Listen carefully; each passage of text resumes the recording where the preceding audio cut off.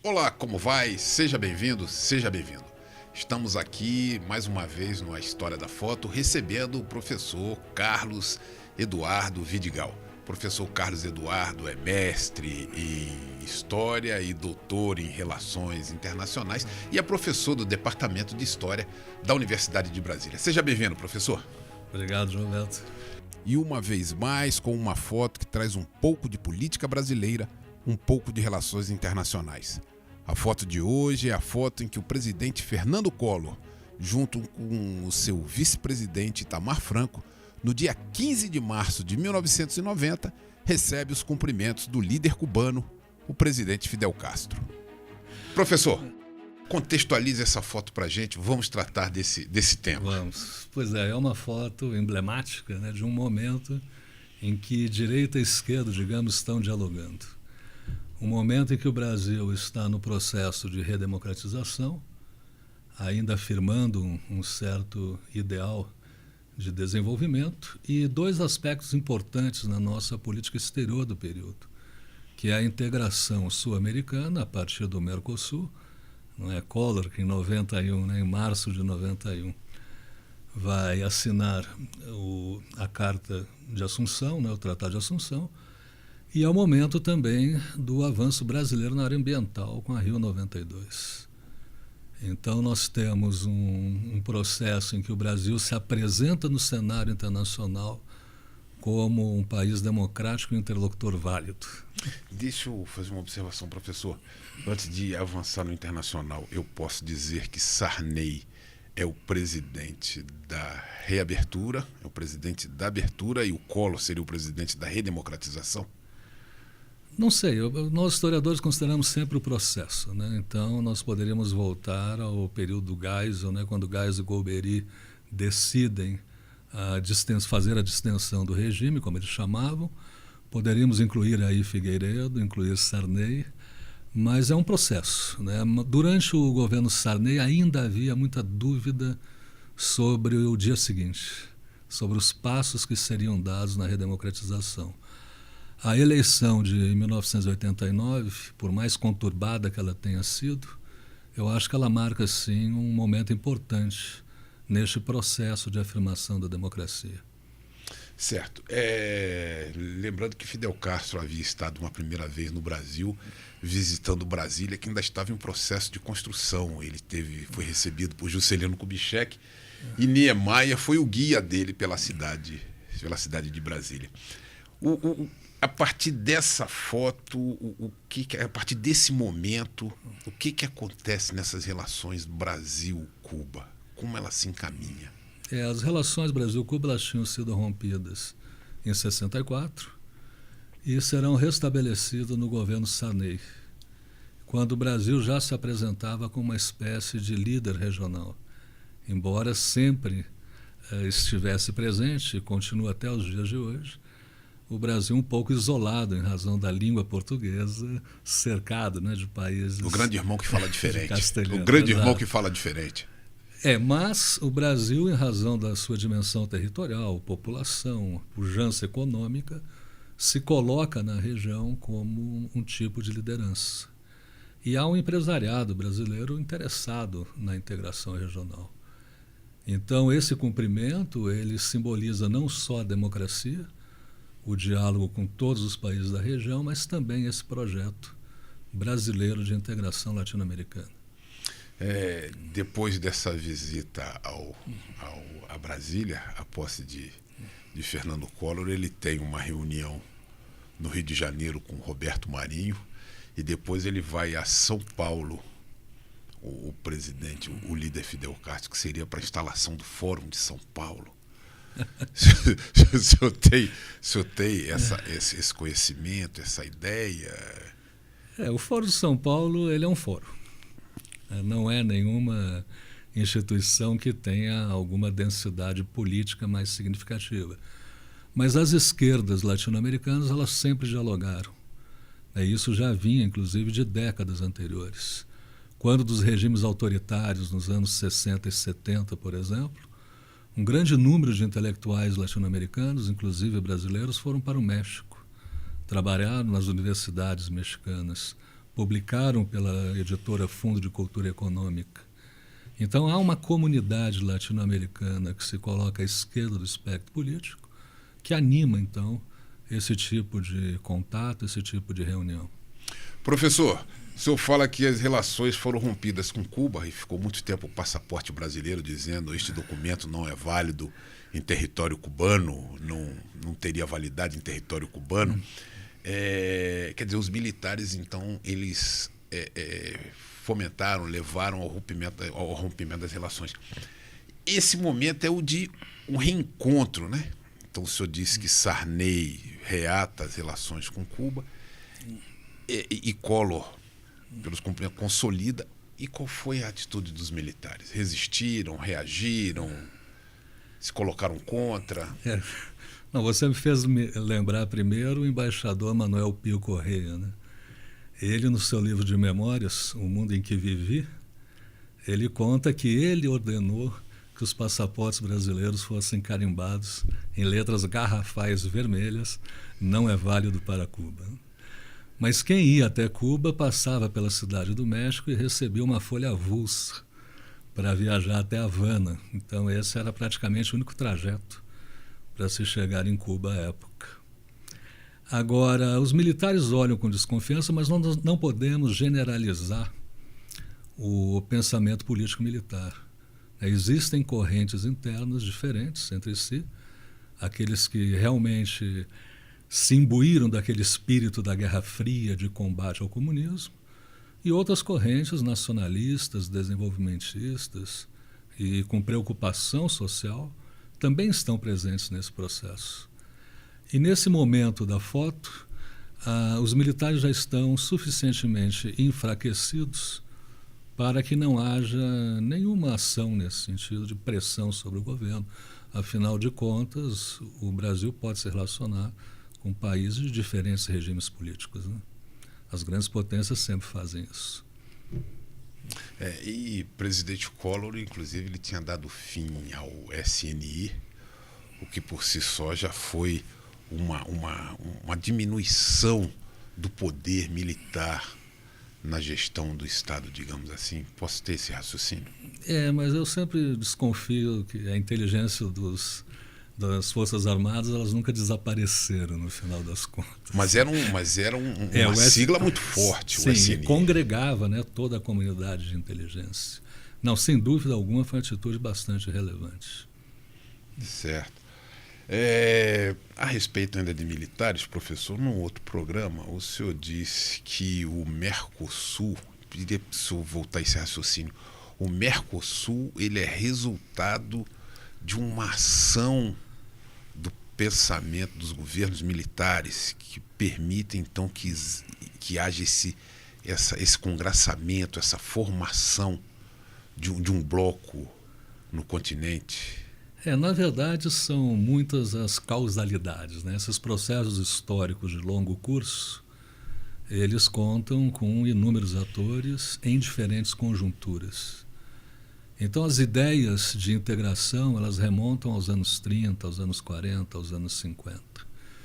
Mas o regime militar, ele formulou um projeto de integração muito claro a partir de 1966, com Castelo Branco, quando ele lança a Operação Amazônica. E uma reunião em Manaus com diplomatas, empresários e políticos para promover obras, né? A ideia era criar obras na fronteira com esses países. Tanto que o Tratado de Cooperação Amazônica de 1978, ele não caiu de paraquedas, né? Ele é um dos desdobramentos desse tipo de política. E o empresariado de São Paulo é interessado em mercados. Isso é um aspecto importante também. Então, o que ocorre é que Brasil e Argentina ainda não haviam se entendido sobre alguns pontos fundamentais na questão energética. E ora o Brasil estava com regime democrático, ora autoritário, ou a Argentina. Então, em 64, por exemplo, a Argentina tem um governo democrático com os radicais, Arturo Illia. Em 66 vem um golpe na Argentina, aí há uma certa concertação, um certo diálogo. Mas com a volta de Perón e a crise política argentina entre 73 e 76, o diálogo entre os dois países ficou extremamente difícil. E foi a partir do golpe na Argentina em 76 que Figueiredo e Videla vão restabelecer um diálogo.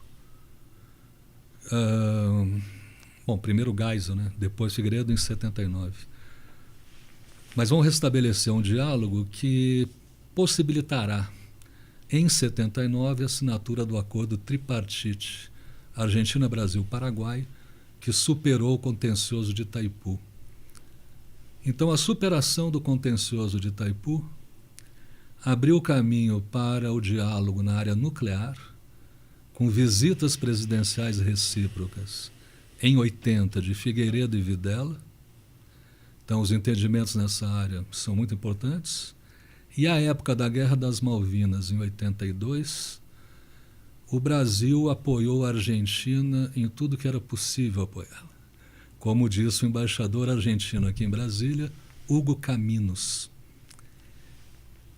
É o momento no qual os militares argentinos e brasileiros passam a ter confiança um no outro. E nesse sentido... No momento de guerra. No momento de guerra. Eu considero que esses acontecimentos do final dos anos 70 e início dos 80 é que preparam o terreno para que Sarney e Alfonsín se encontrem em Iguaçu em 85 e depois todo o processo que levará à assinatura do Tratado de Assunção que criou o Mercosul. São construções demoradas, né, professor? Essa formação de blocos entre países. São e dependem menos das pessoas do que nós imaginamos, né? Claro que os grandes personagens contam, mas é um processo que ultrapassa presidências, né? Faz resgate histórico, diferenças de fronteira, conflitos. Rivalidades ancestrais. Rivalidades ancestrais. Professor, eu queria fazer um comentário a respeito desse cumprimento do presidente Fernando Collor ao líder Fidel Castro, que me parece também é algo que marca o comportamento de Fernando Collor como senador da República. Ele teve, no segundo mandato dele de senador, à frente da Comissão de Relações Exteriores do Senado. Sim. E ele falava muito em diplomacia parlamentar, que era o parlamento como que preparando um terreno, auxiliando um terreno para que a diplomacia, que os ministérios de Relações Exteriores pudessem atuar.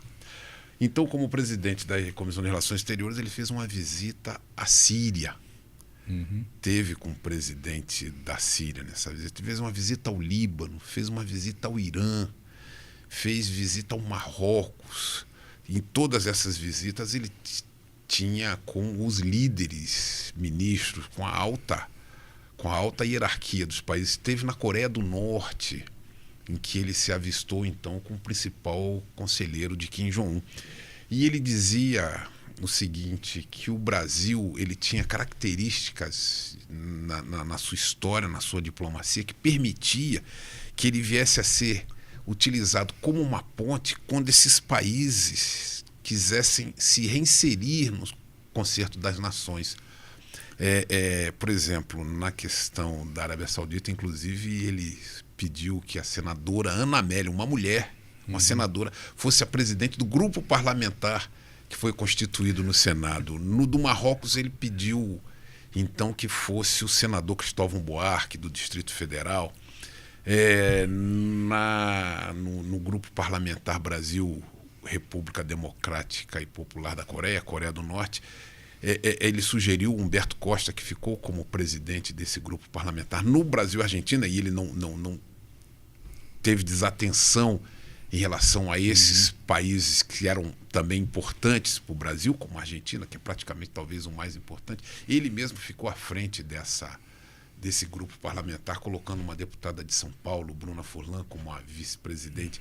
Quer dizer, me parece que Cuba, essa atitude dele como presidente da República, a gente vê repetida no exercício dele do mandato parlamentar à frente da Comissão de Relações Exteriores. Está lançando pontes para aqueles países que estariam periféricos, digamos assim. Eu não sou um especialista em relações internacionais, mas eu pude acompanhar esse comportamento, esse raciocínio do senador Fernando Collor, que é aquele de permitir que esses países, o dia que quisessem se reinserir no concerto das nações, eles pudessem utilizar o Brasil. Emirados Árabes também, ele teve fazendo visitas aos Emirados Árabes.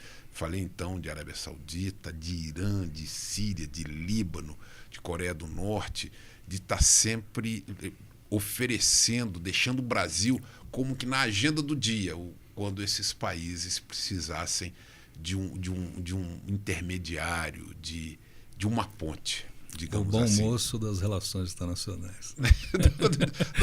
Mas o exercício, ele dizia da diplomacia, sim, essa sim. questão da importância dessa diplomacia parlamentar. O parlamento ele tem uma relevância muito grande na história da política exterior brasileira.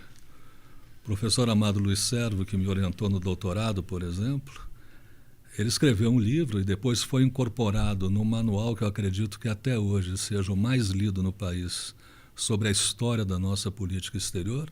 Ele fez com base na documentação do Parlamento do Império. Então era no Parlamento do Império que ocorriam os grandes debates sobre a política internacional do Brasil. Na época eles não falavam política externa, eles falavam política internacional.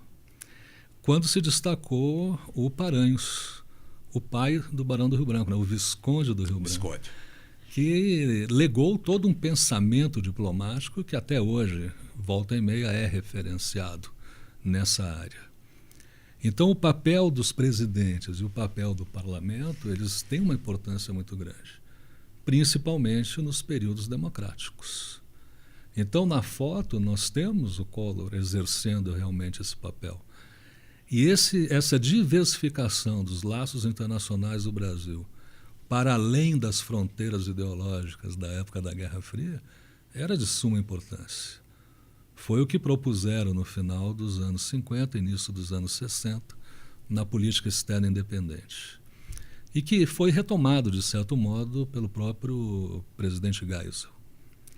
Então nós temos aí o Brasil realmente se apresentando, e é muito bem sucedido nisso. Eu acho que a Rio 92 é um exemplo excelente de como o Brasil pode intermediar conflitos em grandes diálogos internacionais e facilitar que alguns países um pouco afastados desse diálogo possam se aproximar. Sejam reinseridos. Tivemos aqui então com o professor Carlos Eduardo Vidigal, um especialista em relações internacionais e história do Brasil, tratando dessa foto em que o presidente Fernando Collor e o seu vice-presidente Itamar Franco recebem os cumprimentos do líder Fidel Castro. Queríamos agradecer a sua companhia, agradecer ao professor Carlos Vidigal. Eu agradeço o convite. Aguardamos você então para um próximo A História da Foto. Muito obrigado.